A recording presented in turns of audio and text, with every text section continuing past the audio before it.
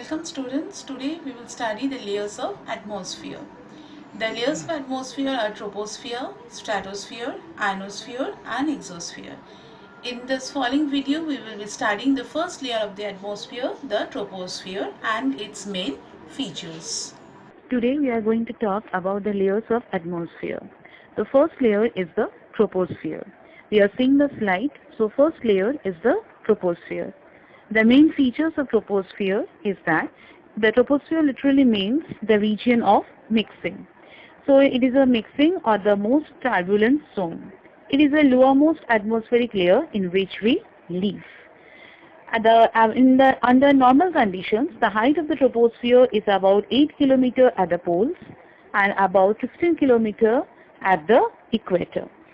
Now, since this troposphere zone is a zone of turbulence, it contains water vapor, dust particles, and it causes a lots of pollution.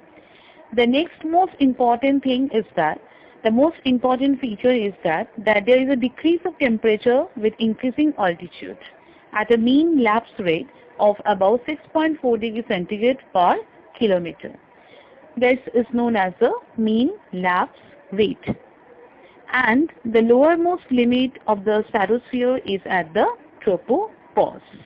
The lapse rate and this pollution is the most important features of the troposphere.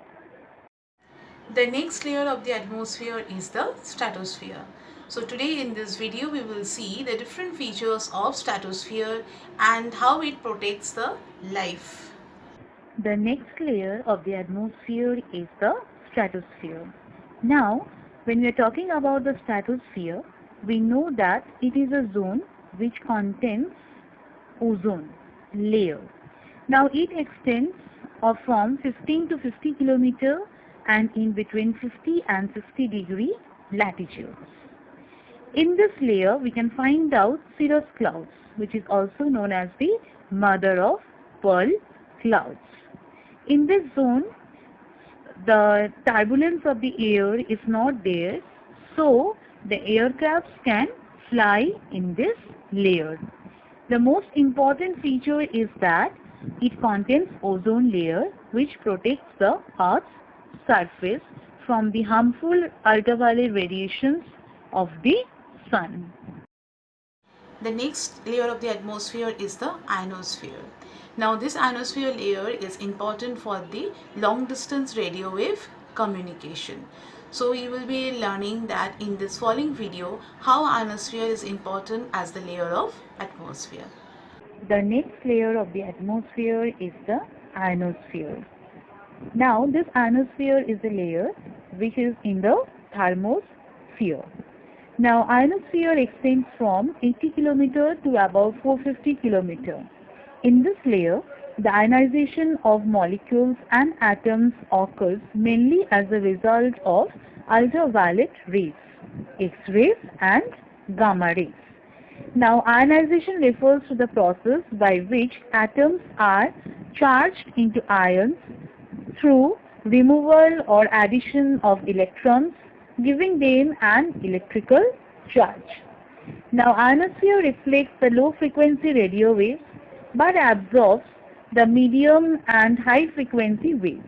Thus, this layer or this ionosphere is especially important in long distance radio communication. So now boys, when we are talking about this ionosphere, the atmospheric layer, we can see the aurora borealis, that is the northern lights, is also found in this ionosphere. Thus, the ionosphere is important in communicating with the long distance radio communication. The last layer of the atmosphere is the exosphere, which is the outer layer of the atmosphere and is equally important as the other layers. So in the following video, you will be learning the importance of exosphere. The last layer of the atmosphere is the exosphere. The outermost layer of the atmosphere forms the outermost boundary of the atmosphere. The atmosphere in this region is highly predominant with rarefied hydrogen and helium gas. It is the most thin layer in the atmosphere. So the last layer of the atmosphere is the exosphere.